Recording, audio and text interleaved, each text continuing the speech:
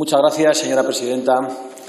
Asistimos al debate de la enésima prórroga de un estado de excepción, no ya encubierto, sino descarado, que ustedes quieren prolongar eternamente. Y lo quieren hacer por dos razones. En primer lugar, por su incompetencia culpable y, en segundo lugar, por su sectarismo sin límites. Señor Sánchez y señor Iglesias, que aunque últimamente se levanta del escaño, sabemos que nos escucha por el circuito interno, desde la cafetería o desde su despacho, ya nadie se fía de las cifras que dan ustedes, ni siquiera de las cifras de muertos. 27.000 nos dicen, más bien 50.000, pero lo sabremos. A todas las familias de los fallecidos queremos una vez más trasladarles nuestro pésame, pero también trasladarles nuestra promesa de que no descansaremos hasta que se haga justicia. Porque estamos ante un gobierno no solo culpable, sino también parece que irresponsable. Un gobierno que, al parecer, según las palabras del presidente del Gobierno, no ha tenido nada que ver en la catástrofe sanitaria.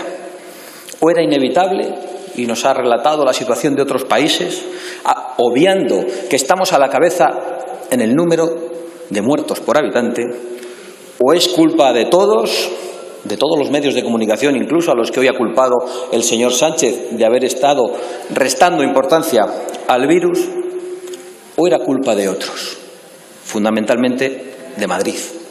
Qué vergüenza lo suyo, señor Simancas. Pero resulta que ya conocemos los papeles de Fernando Simón, ya conocemos el papelón del doctor Simón. Ustedes conocían la letalidad del virus, sus consecuencias y el modo en el que se contagiaba entre humanos el 10 de febrero. Y el 8 de marzo a mediodía ya sabían que se habían disparado los contagios en Madrid. Y eso significa, señor Sánchez, que ustedes son culpables. Señorías, si cualquiera de los que estamos aquí vamos conduciendo nuestro vehículo mientras miramos nuestra agenda telefónica, atropellamos a un peatón y muere, seremos juzgados por homicidio imprudente y podríamos ser condenados a prisión entre 1 año y 4 años. Pues bien, el Gobierno iba conduciendo España únicamente mirando su agenda ideológica, ocultando información a los españoles, y ha provocado la muerte de miles de nuestros compatriotas. Señor Sánchez y señor Iglesias, ustedes ya solo piensan en cómo protegerse y en cómo engañarnos. Y ahora se han inventado eso del estado de alarma asimétrico, que no es más que un eufemismo para decirnos que en España siguen mandando los separatistas. Para confesar que la agenda política de socialistas y comunistas se comparte con los separatistas, es decir, con los cómplices de la investidura que no quieren que en España imperen los mismos criterios ni los mismos derechos, es decir, lo que han querido siempre desde hace décadas. ¿Nos puede decir qué es lo que ha intentado usted pactar con Esquerra Republicana de Cataluña o lo que ha pactado con el Partido Nacionalista Vasco? Usted utiliza un eufemismo permanentemente, cogobernanza. Y lo que usted hace es otra cosa. Usted entrega la soberanía y el poder de todos a cambio de poder exclusivamente personal, porque a usted ya solo le importa mantenerse en el poder, como sea, a cambio de lo que sea y con quien sea, señor Sánchez. Está claro que ellos mandan en tierra vasca y que aquellos otros señores mandan en tierra catalana, donde ya no impera la Constitución, fundamentalmente por su responsabilidad, aunque en esto he de decir que no es usted el único culpable. Usted, señor Sánchez, se aferra al estado de excepción como el que se agarra a un clavo ardiendo. Usted dijo, y ha venido a repetir hoy, que sin estado de alarma habríamos tenido 300.000 muertos. Otro informe científico que usted se saca de la manga. Y yo le digo que si usted, y se lo digo en justa correspondencia, que si usted, el señor Illa, el señor Simón, el señor Iglesias no hubiesen ocultado información a los españoles y les hubiesen protegido, habían salvado la vida de más de 30.000 de nuestros compatriotas. Y le digo también que no se habría aplicado este estado de excepción encubierto, que no solo no salva vidas, sino que está hundiendo y destruyendo la economía nacional. Pero lo peor de todo es que además ustedes se han instalado, y lo hemos visto durante estas semanas, en el matonismo político. Ustedes han venido a esta Cámara, y lo hizo usted, señor Sánchez, en el matonismo político y en el chantaje. Lo añado. Vino a amenazar a esta Cámara y a los españoles chantajeando con que los españoles no cobrarían los ERTES si esta oposición no le aprobaba a usted el estado de alarma. Y lo cierto es que hay más de 900.000 españoles, según el Colegio Oficial de Gestores, que no están cobrando los ERTES desde marzo. Hay familias que no ingresan nada desde el mes de marzo y que no tienen qué comer por su nefasta gestión. Es decir, no pagan ustedes pero su vicepresidente se harta de hacer campaña permanente y diaria sobre la renta mínima. Porque aquí lo primero, ¿saben qué es?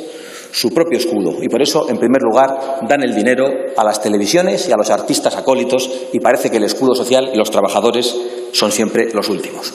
Señor Iglesias, usted también hace pocos días amenazó a los ancianos y chantajeó a esta Cámara diciendo que no se mejorarían las residencias si los diputados que aquí estamos no le aprobamos sus presupuestos, utilizando a los ancianos como rehenes y chantajeando a la oposición. Pero he de decir que utilizar a los ancianos como rehenes es poca cosa al lado de dejarles morir en las residencias sin protección. Y usted, señor Iglesias, ha hecho las dos cosas. Porque al señor Iglesias nunca le han gustado los viejos. Y utilizo su jerga, no la mía. Leo literalmente las palabras del señor Iglesias. Hay gente que va a morir de viejo porque tienen una edad en la que con 70 y pico pues durará lo que dure como Anguita, pero como el cadáver del Cid a caballo es que no tienen edad. Habiendo gente de 20 y pico, de 30 y pico y de 40 y pico, yo creo que hay gente mayor que tiene que tomar ejemplo de Ratzinger y coger el helicóptero e irse a Castel Gandolfo, a la mierda o donde quiera. Esta es la sensibilidad del vicepresidente del Gobierno con los mayores. Estas palabras no se las inventa la oposición. Aprovecho, por cierto, para transmitir el pésame de nuestro grupo a los familiares y amigos del señor Anguita. Me alegro de que hayan podido despedirle y acompañarle en sus últimos momentos. Me hubiera gustado que lo hicieran con algunas más medidas de seguridad, pero no importa. Me alegro.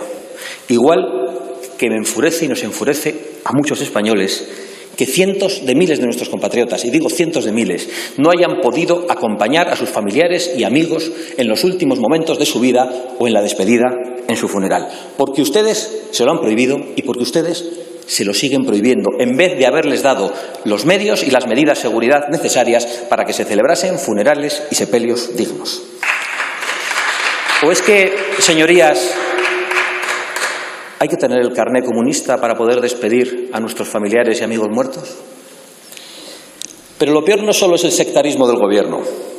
Ustedes, como decía, se han instalado en el chantaje y en el matonismo como forma de hacer política. Y por eso nosotros, ante sus cantos de unidad, señor Sánchez, no vamos a olvidar las palabras del vicepresidente del Gobierno, de su vicepresidente, llamando inmundicia en esta misma tribuna a 4 millones de españoles hace 15 días.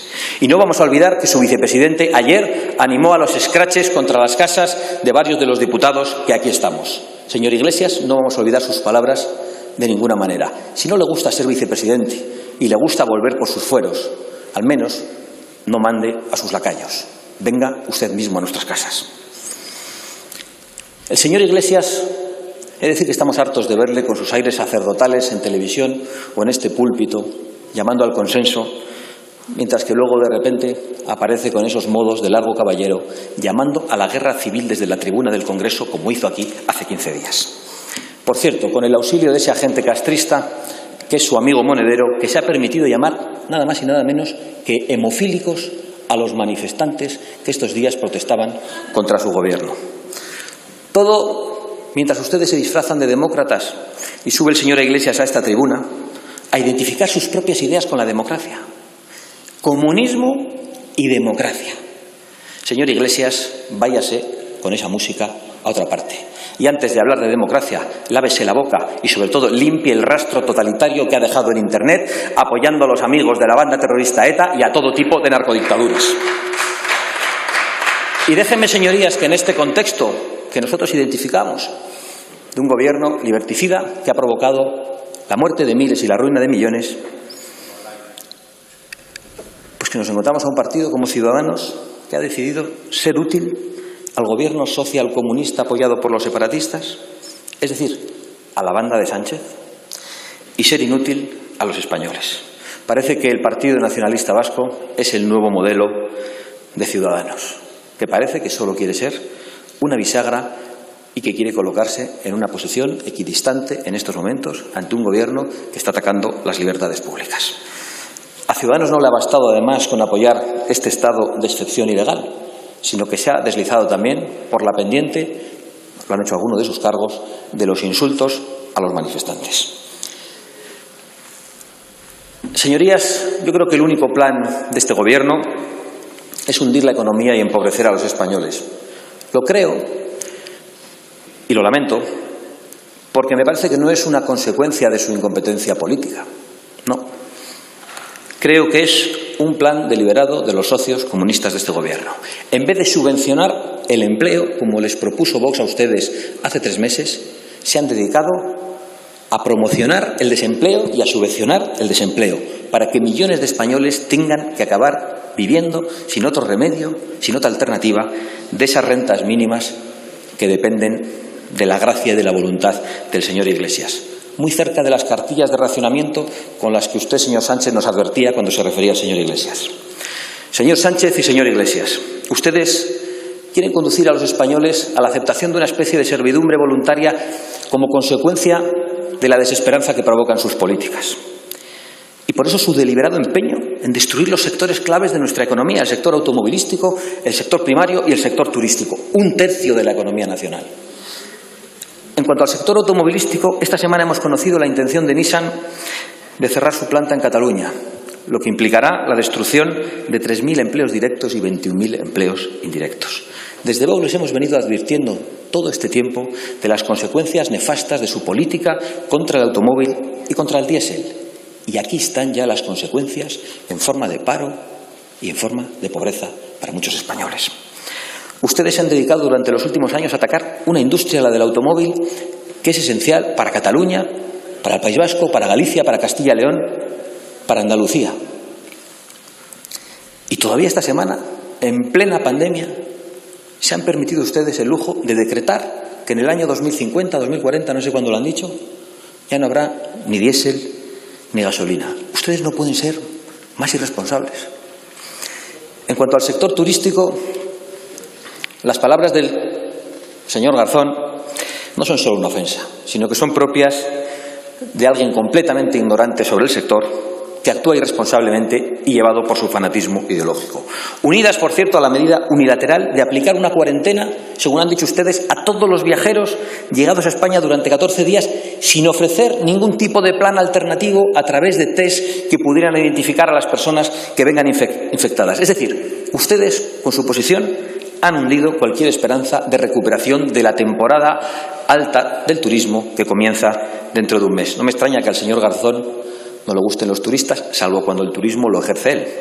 Lo digo porque acostumbra a lucir camisetas con el escudo de la Alemania del Este, que es el país que levantó un muro y disparaba a todos aquellos que pretendían escaparse de él.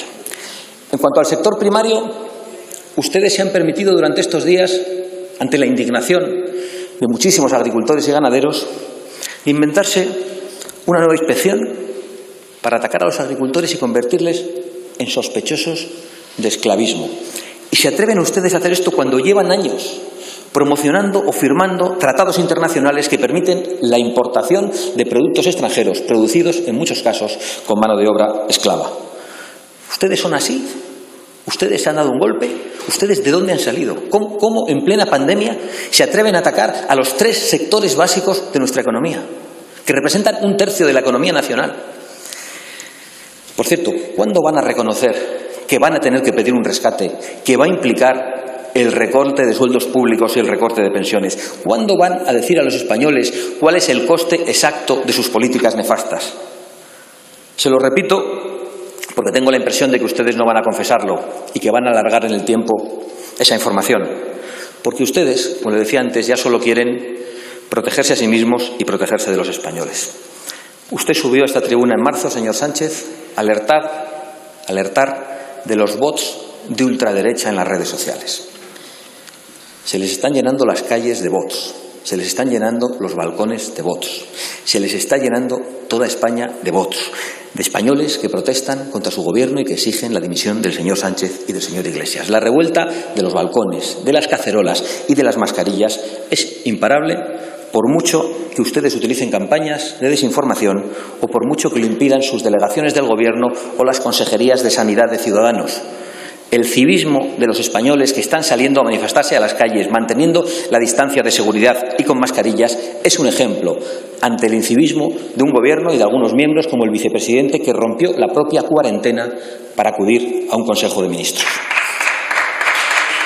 Estos son los modos de la izquierda, igual que su modo político ha sido siempre dividir a las sociedades como están haciendo en este momento. Concluyo, señora presidenta. A la izquierda nunca le ha gustado la nación, ha preferido la lucha de clases.